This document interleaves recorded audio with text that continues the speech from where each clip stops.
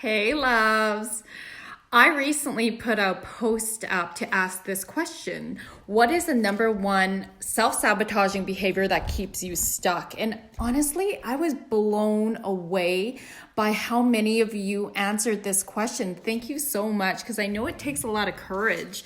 And it's also something that we all as human beings struggle with. So I wanted to come on here and share some of these answers, and then provide a little bit of insight in how to start shifting away from that automatic behavior of self-sabotage. And hint, it starts up here, right? So I saw, let's see here, replaying negative stories over and over again in my head rather than changing them, right? Starts up here. Whenever you're up leveling, yes, myself included, whenever we're up leveling, it's like, all the fears come up, all our limiting beliefs, all the stuff that's like keeping us feeling small comes up. Ego could be self-doubt, feeling unworthy. Am I good enough? This one was common.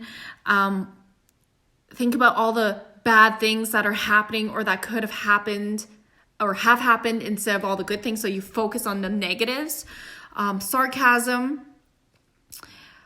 doing it all on your own. So some form of control, like does this one resonate?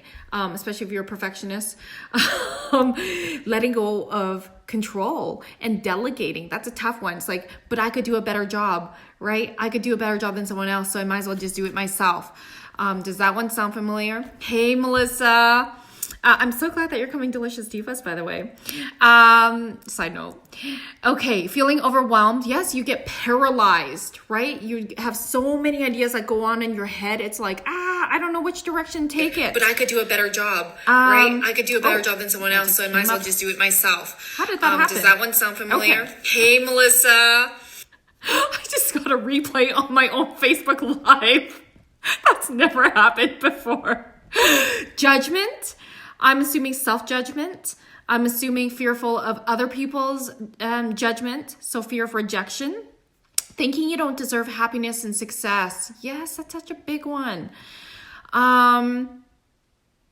There's a couple of ones saying that. Complaining, that's the behavior.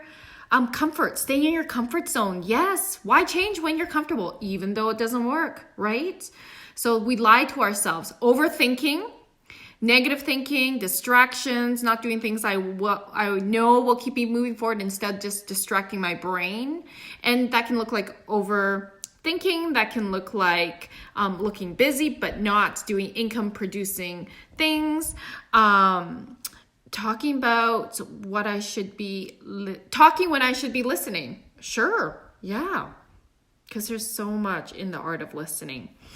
So these were some of your answers. So thank you so much for sharing. And I'm assuming as you're watching this, some of you are, well, I'm going to say all of you are going, yep, that's me, that's mine, yep, and for myself as well.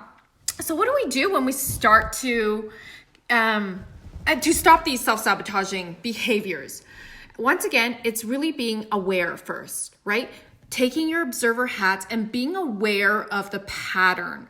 So one of the things that I notice I do, okay, I'll use me as an example, is sometimes I let's face it, social media is freaking addictive, right? And I will notice that if I've got a task to do, I will either avoid it or distract myself by going on social media. I might text some friends and be like, hey, how you doing, right? It's fun. So I distract myself with people, with connections. And even though Social they media are is fun, addictive, it's right? it's like, oh man, it's keeping me from staying focused and, hey Jason, moving forward to get this task done. So what I have created is time blocking. So it's like, okay, for half an hour, I'm going to power through this, and I'm going to turn off anything that's not going to that's going to be a distraction. So turn off my phone onto silent, close my computer, or at least Facebook. I might use my computer, and just set a timer for 30 minutes. And then I allow myself to have a break. A social break where I'm texting my friends. And so it's like I get to still do that, but it's not getting in the way of when I'm supposed to be doing the task. So it's literally being aware and thinking of strategies and how you can still honor what you would like, what you need to get done, and what you also notice are your distractions. If for me, it's like I love connecting with people, but I notice I also let it be my self-sabotage thing. So that's my strategy. Another very common one is, let's go with food, right? So if you're needing to do something, how many of you are going to the pantry? It's like, I know that's kind of one of mine too, right? You go into the pantry and you're like not really that hungry, but food is like all of a sudden you're hungry, right? And you're not really, but you're emotionally hungry. So have a self-soothe basket. Have a basket where you can have things that are going to regulate you, keep you focused. Essential oils is really great. Scent really helps you stay focused. Like peppermint oil can help you stay focused, stay alert. Again, time blocking things, just being aware of what it is. If you're overthinking, literally tell yourself stop.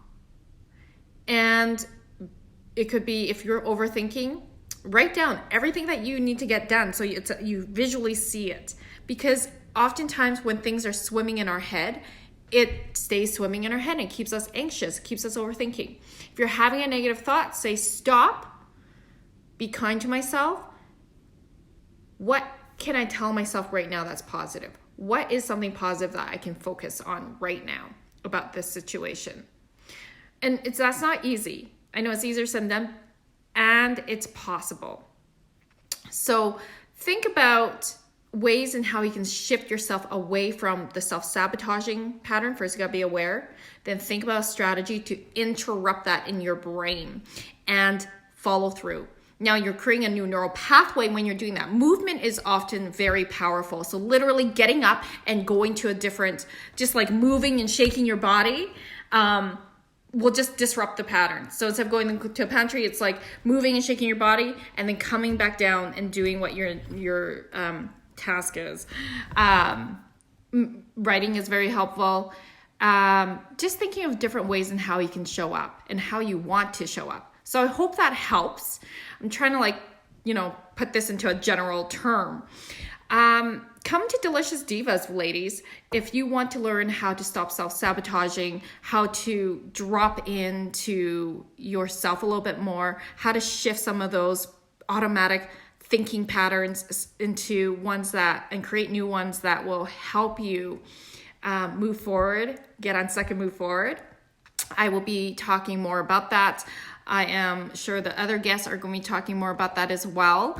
So I'd love for you to attend so that you can stop self-sabotaging. And if you feel called, I'd love to support you one-on-one so that you can move forward in your business, in your life. Contact me by private message and we can set up an appointment time.